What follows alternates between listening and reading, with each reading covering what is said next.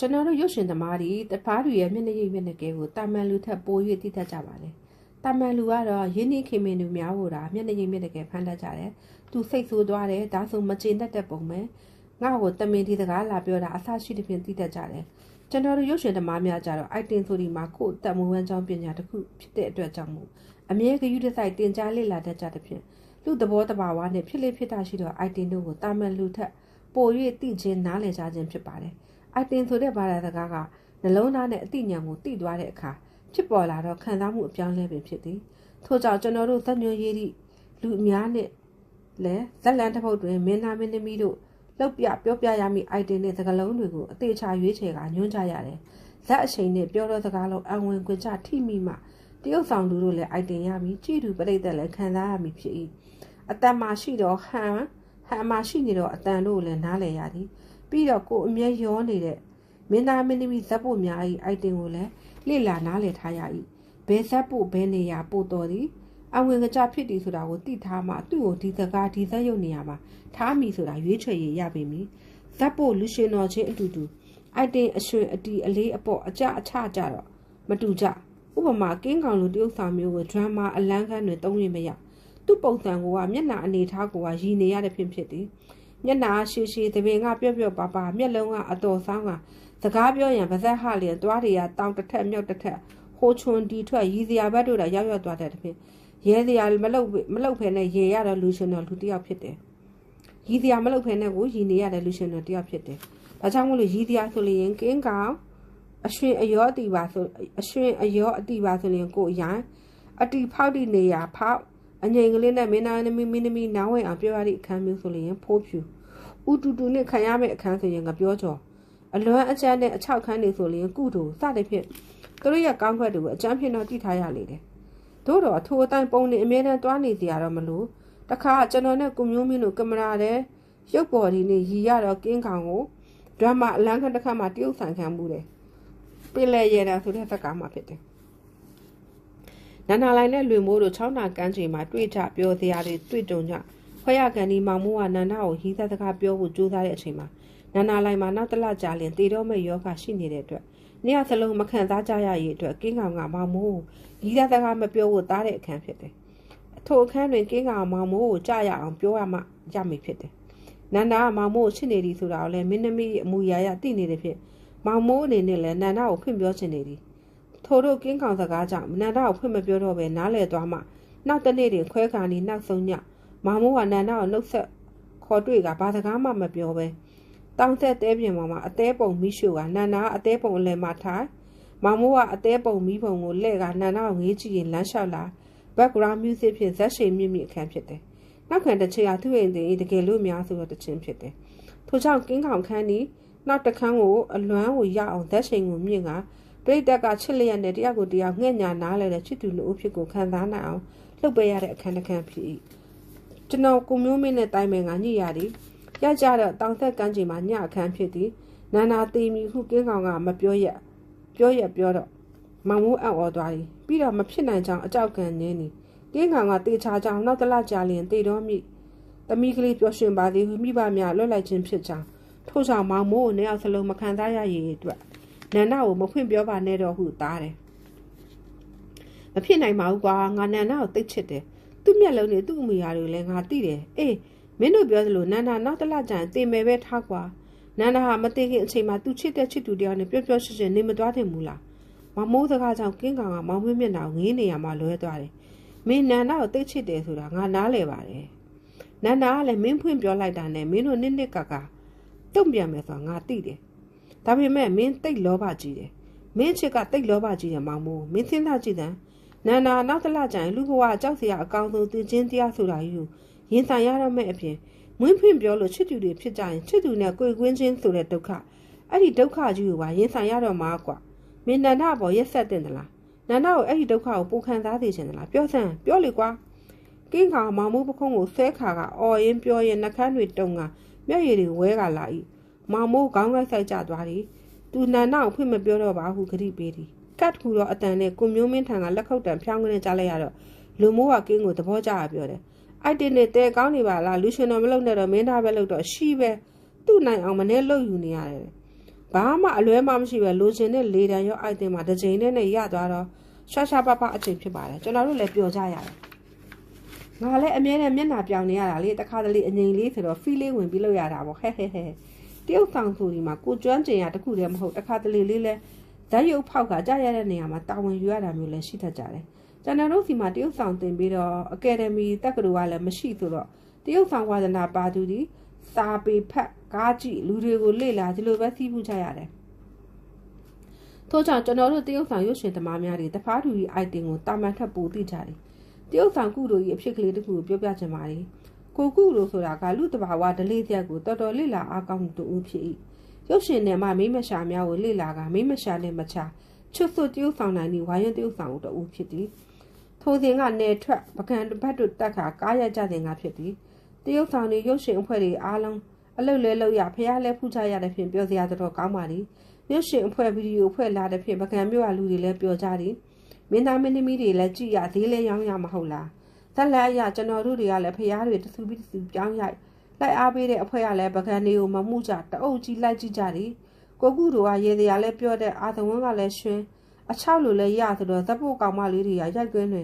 သူတို့မပါချိန်ဆိုရင်ကိုကုတို့နဲ့နေတတ်ကြသည်ကိုကုတွေနဲ့နေရလျင်မပြည့်ရတနေကုန်ပျော်ရတယ်ကိုပျော်တတ်ရတယ်ကိုရက်တွေကားရိုက်ပြီးဟိုတယ်ရှိရပြန်ကြတော့ဓပုံတောင်းသူအော်တိုရေးသူဓပုံတွဲရိုက်သူတို့နဲ့ပျော်စရာကြီးဖြစ်နေပြန်ပါလေဒီမှာပဲထူးထူးခြားခြားကိုကုတို့မိတ်ဆက်ဓပုံအတူတွဲရတော့ကောင်မလေးတယောက်ပါလာ၏လူပညာဓမ္မဆိုတော့ပြိတ္တအကြိုက်တာဝန်ကျေရတယ်ပေါ့မိတ်ဆက်ဓပုံရိုက်ပြီးတော့လေကောင်မလေးကမပြန်သေးစကားတွေပြောသည်ဘယ်ကားမှာဘယ်လိုအကျွေးဗီဒီယိုဆက်ကားမှာဥကျော်ဟိန်းကြီးကတတ်တော့ပြန်ပြောတာကောင်းတယ်တနာလိုက်ရတာဘယ်ကားမှာတော့ဘလို့ရေပုံစတဲ့ဖြင့်ပြောနေပြန်ပါသည်ပြိတ္တဆိုတာကသူတို့ချစ်တော်လေးစားတဲ့တရုတ်ဆောင်တဲ့ခါဒီလိုပဲရင်းရင်းနှီးနှီးနေခြင်းသည်ခင်ခင်မင်မင်ဖြစ်ခြင်းတတ်သည်ကိုကုတို့လာမိတ်ဆက်တော်ကောင်မလေးကအသက်20ကျော်လောက်ပဲရှိအောင်နာရန်နှက်ခံမျက်လုံးလှသည်အညာသူဆိုတော့အသားညွညွသပင်ကိုတော့ခတ်တူတူညက်ကာထားပြီးရှက်အင်ကြီးဝက်ကာထားသည်ရိုးသားတဲ့အမူအရာပုံမွေလင်းလင်းဆက်ဆံတဲ့ဖြင့်ခင်စရာကောင်းတဲ့မိန်းကလေးတစ်ယောက်ဖြစ်သည့်အတွက်မကြခင်ကိုကုတို့အဖွဲ့နဲ့ခင်သွားကည8 နာရီလောက်မှပြန်သွား၏မနက်ကျတော့မိုးလင်းကာသားတွေဆက်ပြီးကလေးစီးကထုံမိန်းကလေးရောက်လာပြန်၏ကိုကုတို့စားဖို့မုံတွေပါတွေဝယ်ကာလာ၏မုံတွေစားကြစကားတွေပြောကြကားရိုက်ထွက်တော့ဆက်ပြီးကလေးစီးကနောက်မှပါလာတယ်ထမင်းသားနားချိန်ကြတော့ကိုကုတို့ကခင်မေရင်းနှီးနေပြီဖြစ်တော့ကောင်မလေးကိုခေါ်ကာကြွေး၏တကြိမ်နာငင်းပြီးဝင်စား၏ကိုကုတို့ကိုဥချကြံကောင်မလေးတွေနဲ့ပျော်ရွှင်စွာထမင်းစားကြရေကြမောကြတကယ်မိတ်ဆွေတငယ်ချင်းတွေလိုခင်မင်သွားကြသည်ကားရိုက်သည့်အခါသူမနားမလည်သည့်အခမ်းမျိုးကြုံတွေ့ရလျင်လဲသူမသိချင်တာရှိနေတယ်၎င်းကိုကုတို့ကိုလက်မောင်းဆွဲကလူအုပ်ရှားထဲမှာထုတ်ကမေးတတ်တယ်ကိုကုတို့နဲ့ခင်မင်နေကြောင်းသိရတဲ့ဖြင့်ထိုနေ့မကုန်ခင်မှာပဲထိုကောင်မလေးနဲ့ရှူတင်တစ်ဖက်လုံးမိတ်ဆွေဖြစ်ကရင်းနှီးသွားကြတယ်ထိုနေ့ရက်ကွင်းပြီးသွားတော့လဲ8 နာရီကျော်မှပြန်လာသွား၏သူမနဲ့ရင်းနှီးသွားပြီဖြစ်တော့ကောင်မလေးတွေအခန်းမှာဝင်ထိုင်ကအေးဆေးဆေးစကားတွေပြောသည်ရေမိုးချိုးသမင်းသားပြီးပြန်တော့ကိုကုတို့ဇက်ဖို့ကောင်မလေးတွေနဲ့ထိုင်ကစကားပြောပြန်တယ်ထိုနေ့ည10 နာရီကျော်အိပ်ရတဲ့ဝင်ချိန်ကိုကုတို့လန်ဒန်ကလေးနဲ့မအိပ်ထဲပဲနှက်နေတော့ကောင်မလေးတယောက်လာခေါ်သည်ကိုကုတို့ထသမ်းမအောင်ပြစရာရှိလို့ဘာတော့ဟာဘာပြမှလဲအိတ်တော်မယ်ဟာလာသမ်းမအောင်ဆို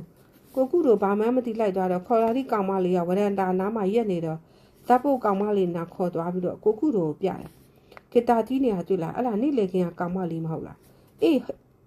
းဟုတ်တယ်ဟာဟိုတယ်ရှိအုပ်ခုံနဲ့ဆက်ပြီးကလေးထောင်ကဂီတာကြီးနေတော့ကောင်မလေးကိုတွေ့တော့ကိုကုတို့တော်တော်အံ့ဩသွားတယ်တီးနေသည့်တခြင်းကသူလာမလာကိုကစောင့်ရမှာတဲ့ဂီတာတီးပုံကလည်းကျွမ်းကျင်ပြရှိတပုတ်ပြီးတော့အပေါ်တဲ့ဝရန်တာကိုလက်လန်းကပြပြီးဆက်ရည်တီးသည်တေပုတ်လောက်တီးပြီးမှကောင်မလေးကဂီတာကိုဆက်ပြီးနောက်တင်ကပြန်သွားသည်ဥကုတို့ကောင်မလေးကဥကုတို့ကိုရိုးလားဟာနင်တို့ကလည်းဟာပေါက်တီးပေါက်ရှာဖဲ့နေဟုတ်တော့နော်ဥကုတွေချင်းနေကင်းကအဲ့ဒီကောင်မလေးဆက်ဆံဥကုတို့ကိုတိတ်ရဲတာပဲလက်မောင်းတွေဘာတွေဆွဲလို့လူရှိမှာဒါကတော့ဟာကြည့်ရကြတဲ့ပြိတ္တအရှိမှာငါတို့နဲ့ရင်းနှီးတာလူသိသေးချင်လို့နေမှာပေါ့မဟုတ်ပါဘူးတို့ဥတို့ကြီးတော့ဟိကောင်မလေးတွေကားထဲမှာပဲဆက်ဖို့အပြင်မှာလာမပို့နဲ့နော်ဟိုကရိုးတတာတော့ကြပြဿနာတက်မယ်တို့တော့ထုံညကိုကုတို့အိတ်မပြောပါကောင်မလေးပုံစံကြည့်ရတာခက်တက်ခက်ရဲဘာကုံမကယူမဆိုင်တိပုံသူလှုပ်ချင်တာကိုဇလုံးမိအရွယ်ဆိုတော့ပတ်ဝန်းကျင်အခြေအနေကိုလည်းမသိတတိမထားဒီရွယ်ဆိုတာကလည်းပြောရဆိုရသုံးမရခက်သည့်ရွယ်ကာမလေးပြောပုံဆိုပုံနေပုံကိုပြန်တွေးကလေ့လာရင်သူ့ item တွေကိုပြန်မြင်ရင်တ တိထားနေဖို့ဆုံးဖြတ်ရတယ်ဒီလိုကိစ္စမျိုးဆိုတာကလေရိုးရိုးဖွင့်ပြောဆုံးမရရတာမျိုးမဟုတ်တော့ကြတဘောရိုးပါဆိုလေကိုပိုခတ်မီဟိုသွေးတီတွေနဲ့ညနာနိုင်ထိုးသွားတယ်မနှက်ကြတဲ့သူ့ခန်းတကားကိုတဝုံဝုံထုကနေပြီးဖွင့်ပေးလိုက်တော့လန့်သွားတယ်စားပြားတွေလက်ကဆွဲတော့ထိုးကောင်းမလေးညကကျုပ်ဆိုတဲ့တခြင်းတွေကောင်းရလားဖျားမျက်နှာတက်တော့ညကောင်းမလေးလာတခြင်းဆိုတဲ့တခြင်းကတော်တော်ပြက်နေပြီချွတ်တင်မန်နေဂျာကပဲပြုံးပြီးတော့អော်တယ်ကိုကူတို့နဲ့အဖွဲလက်ဖက်ရည်တုံးကမပေးနဲ့ကျွေးမဲ့လူရောက်နေပြီခေါင်းကုံရအခန်းထဲရောက်တော့ပုတ်ကူမသူ့ခန်းထဲမှာဇက်ပုတ်ကောင်မလေးတွေနဲ့မှုန့်စားကနေအမလီတို့ဥကူတို့ကြီးကတိတ်တဘောကောင်းတာအသေးရလဲနှုမနှုနေညတချင်းလာဆိုပြီးတော့တော်တော်နဲ့မအိပ်ဘူးဟုတ်လားဗျဥကူတို့ကောင်မလေးမျက်နှာရဲခါသွားတယ်တို့တော့ခက်တီတွေပဲသူ့ကိုဟုတ်တလောက်မယ်အေးဘောအိတ်ချင်ကြော်သွားတော့ဘယ်တော်တော်နဲ့အိတ်လို့ရမလဲဒီနေ့ညလဲလာတီးအောင်မှာနေ့တိုင်းကိုလာတီးမှာအေးပြတ်ဖို့တာပြင်ထားဇက်ပုတ်မတွေဝါကနေရီကြတယ်သူတဘောကောင်းကြောင်ခင်ထက်ကြောင်လူပြိုကြီးဖြစ်ကြောင်အများကလည်းခြုံကြတယ်ဒါကလည်းထုံးစံအတိုင်းပဲဖြစ်ပြီးကိုညက်လင်ကိုခန်းအိုက်တင်တွေကအဖြစ်အားလုံးကကျွမ်းကျင်ကြတယ်ကိုကူတို့မှာဝင်သားတို့ကလည်းမရမန်မဲရည်လည်းမဖြစ်တင့်တယ်လို့ကြည်နေရည်ရက်ကွင်းပေါ်မှာအရင်နေ့ကလို့မဟုတ်တော့ပဲခက်တန်းတန်းနေရတယ်ဒီတော့ကောင်းမလေးကဒါနဲ့တာနာကတ်နေတော့ကိုကူတို့ကိုလက်မောင်းဆက်ကတဆင့်တက်ပြီးဥကူတို့ဒီနေ့ဘာဖြစ်တာလဲဘာဖြစ်လို့စကားမပြောရလဲဟာမဟုတ်ပါဘူးကွာဒါနဲ့တာနဲ့စကားပြောနေရတော့ပါမဟုတ်ပါဘူးသိပါတယ်သိတယ်ဒီကခင်တယ်လို့မခင်တာဟုတ်မဟုတ်လားအေးပေါ်လေးအစားကလည်းကတိဖို့ကောင်းပါတယ်ဒီကရိုးရိုးလူတန်းသားဆိုတော့ကောင်းမလေးကခေါင်းငုံငုံကမျက်ရည်ဝဲချင်လာပြီအတန်ကတုံလာလို့ဥကူတော့ခေါင်းကြီးသွားပြီဟာမဟုတ်ပါဘူးညီမလေးကဒီမှာအလုံးရှုံနေလို့ပါညင်ကိုခင်တာပေါ့ရက်ကွင်းပေါ်မှာဆိုတော့မတိဘူးခင်ရအရင်နေ့တွေတုန်းကလိုပဲနေမင်းကလေးတယောက်ကလိုက်ရောပြီဆိုရင်ယောက်ျားလေးမှာတော်တော်ဒုက္ခရောက်တတ်တယ်ကောင်းမလေးအိုက်တင်ကဇလုံးမီပုံပြောရေးဆိုရေးလည်းမရလူများကိုအချိန်ချင်းကြက်လာတယ်များကိုယ်လက်ကြမှာဒုက္ခနဲ့တွေ့ရတဲ့ဒီထင်တွေ့ရတဲ့မိထင်လေးထိုနေ့လည်းရက်ကွင်းသိမ်းတော့ည8 နာရီပြန်ည7 နာရီမှခေတ္တတန်ကြဖျားတာရဤဇက်ပို့တွေမှာဇက်ပို့မတွေခေါ်ကအခြေအနေကိုပြောပြရတယ်မကြက်ကြဖို့တော်ရုံစကားမကြုံမှုတောင်းပန်ရတယ်တို့တော့ဘယ်သူမှပြောရင်မရကြသူဒုက္ခရောက်လေပြောကရေကားဖြစ်သဘောကျလေသူဒုက္ခရောက်လေပြောကရေကားဖြစ်သဘောကျလေနောက်နေ့ကျတော့ရက်ကွင်းပေါ်မှာပဲစကားတွေပူဆိုးလာတယ်ဟေ့နင်ကုသိုလ်ယူမလားအကုသိုလ်ယူမလားဗုဒ္ဓဘာသာပဲဗျာကုသိုလ်ယူမှာပေါ့ရေးတဲ့ order တွေဆူညံသွားကြလေတယ်တနေ့နဲ့တနေ့ပူဆိုးလာတဲ့စကားနဲ့အမူအရာတွေထဲမှာကုသိုလ်ဒီဒုက္ခဖြစ်ရရှာကြီးရှောင်ရင်းမရပြေးရင်းမလို့ကိုယ်တိုင်နဲ့ကိုယ်ကံနာခံရမှာဟုတော့အန်တီမာမာကြီးတချင်းတော့အော်ဆိုပါ၏အော်ဆိုပြစ်လိုက်ချင်မှာတော့ဒီလောကနိယာမအရာအလားရှိလေအပြန်ရှိရဒီနေ့ရိုက်ပြီးလျင်မနှက်ပြန်ပကံကပြန်ကြတော့မီရှုတင်တစ်ခုလုံးကိုကူတို့ကိုအထူးစိတ်ဝင်စားကြတယ်ပကံကအပြန်ရခတ်တဲ့သလန်ဘလို့မှတ်တမ်းဘလို့လွမ်းကန်လေးလဲပေါ့ရက်ကွင်းကိုဆက်ပြီးကလေးနဲ့ပါလာကလက်ပြန်ပြန်ရတော့မီဟုကိုကူတို့ကပြောတော့ကောင်မလေးမျက်နှာပြတ်သွား၏သူနှစ်တော်ရင်းနှီးနေကြပြီဖြစ်တော့ဇက်ပူမတယောက်ကိုလက်ဆွဲခေါ်ထုတ်ကဖះကလေးနာမှာတေချာမေးတယ်ဟုတ်ပြီဆိုတော့မျက်ရည်ဝဲကထိုကောင်မလေးကိုဖက်ကိုကဆက်ပြီးနေမိပြန်သွားတယ်ပြန်မလာတော့ဘူးကားတာဆက်ရရတယ်ကိုကူတို့မှစိတ်မကောင်းရောင်တောင်ပြစပိန်ကလေးများပြန်လာပြီးပြန်ရောက်လာမလားရှာမိကြည့်မိမျောမိတွေတို့တော့မတွေ့ရတော့ဇက်ပုတ်မတွေလည်းစိတ်မကောင်းဖြစ်ကြတယ်ည9 နာရီလောက်ကျတော့ကောင်မလေးရောက်လာကလက်ဆောင်ထုတ်တွေနဲ့ကိုကူတို့တကားကိုခောက်ဤမတက်နိုင်ထက်တွေ့ရတော့ဒီကောင်မလေးကမျက်ရည်ဝဲကနေမနှက်ပြန်တော့မှဆိုကျုပ်တို့ကြံခဲ့ရတော့မှာပေါ့ဟုတ်လားအေးဟာဒီလိုပါပဲငါတတိယနေမှာပေါ့ဟာအိတ်စာရေးပေးထားတာပဲစာရေးပေါ့ရန်ကုန်ရောက်ရင်လည်းဝင်လေလေ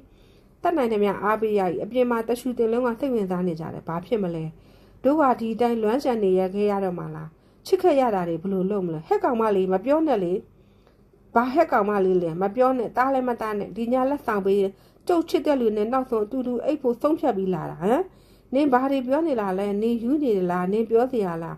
ပြောပါပဲဆုံးဖြတ်ပြီးတာဥကုတို့တားစရာမလို့တင်းမြတ်မို့အခုပြောပြီးကျွန်တော်သူ့ကိုချစ်နေတာကျွန်တော်သူနဲ့အိတ်မှာဘာကိုကုတို့အခန်းထဲကပြေးထွက်ကအာရဝမ်းသာអော်ရတယ်ကောင်မလေးကရောက်ကရှာလေးဟေးကျုပ်နဲ့ဘာမှမဆိုင်ဘူး तू ကတင်းမြတ်မိုးကိုချစ်နေတာတဲ့ဟဲ့ဇက်ပိုမတွေဟဲ့တင်းမြတ်မိုးရှူတင်တစ်ခုလုံးဘကန်ကအပြန်လန်းတစ်လျှောက်ပြောမဆုံးရီမဆုံးအားလုံးခံလိုက်ကြရ၏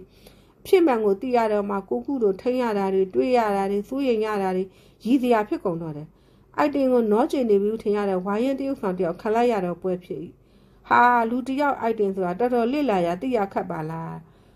ကိုကုတို့ဆက်နဲ့ဝန်ခံ၏မာမာဒီကျွန်တော်တို့ရုပ်ရှင်ဓမ္မများလူတွေကိုများများလစ်လာကြအောင်